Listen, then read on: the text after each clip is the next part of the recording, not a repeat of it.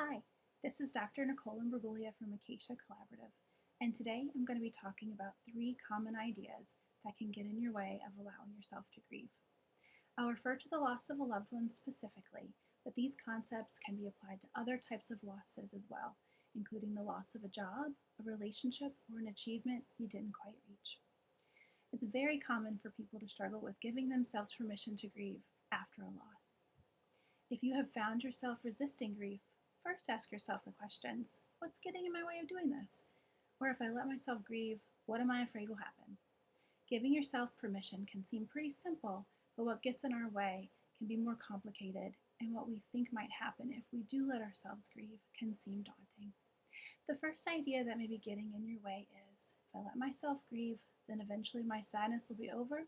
I'll stop thinking of the person, and that will mean I don't still care about them. Part of allowing yourself to move through grief is finding a new normal. And part of finding a successful new normal is figuring out a new relationship with the person you lost. There are many ways to have a new relationship without being consumed by sadness indefinitely. For example, you might choose to have that person's favorite breakfast on Mondays.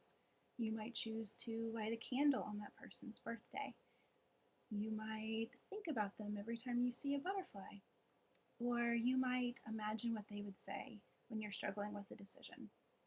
If you don't let yourself lean into the grief of a loss, it will be harder to figure out what special new way you want to have a relationship with that lost person.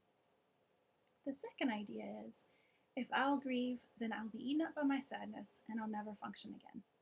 First of all, most people do not function in the same way they would typically do immediately after a major loss. This is a natural reaction to loss, and it happens for a reason. We need time to recover from this major change in our life, to process the reality of it, and that takes a lot of energy. We have to get this energy from somewhere, and usually it's taken from the energy that used to go into preparing ourselves food or remembering phone numbers or names. Most people return to recognizable levels of functioning by the end of 1 month, and most report normal levels of functioning within the end of the first year. This is a time to really cut yourself a break. Let yourself be low energy in order to recover from the loss. Intense sadness hurts for sure, but it's a temporary state that will likely come and go. If this is the reason that you have not been able to give yourself permission to grieve, creating a structure around the grief sometimes can help.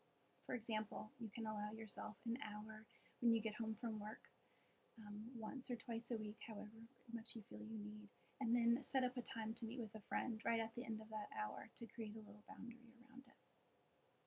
The last idea is: if I grieve, then I will make it real. Unfortunately, the loss is real, whether you let yourself grieve or not, and resisting the grief tends to use a lot more energy than letting yourself move through it. Accepting the reality of the loss is actually one of your biggest jobs when you lose someone, so anything that makes it real will actually help you in the long run.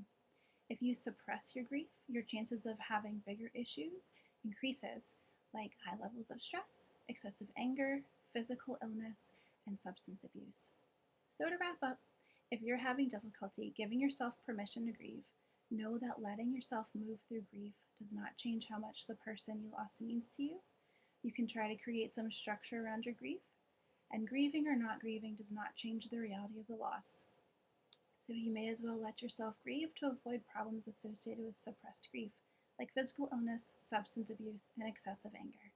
Thank you for watching today. I hope this was really helpful. If you have any questions, feel free to get in touch with us. We're glad to help in any way we can.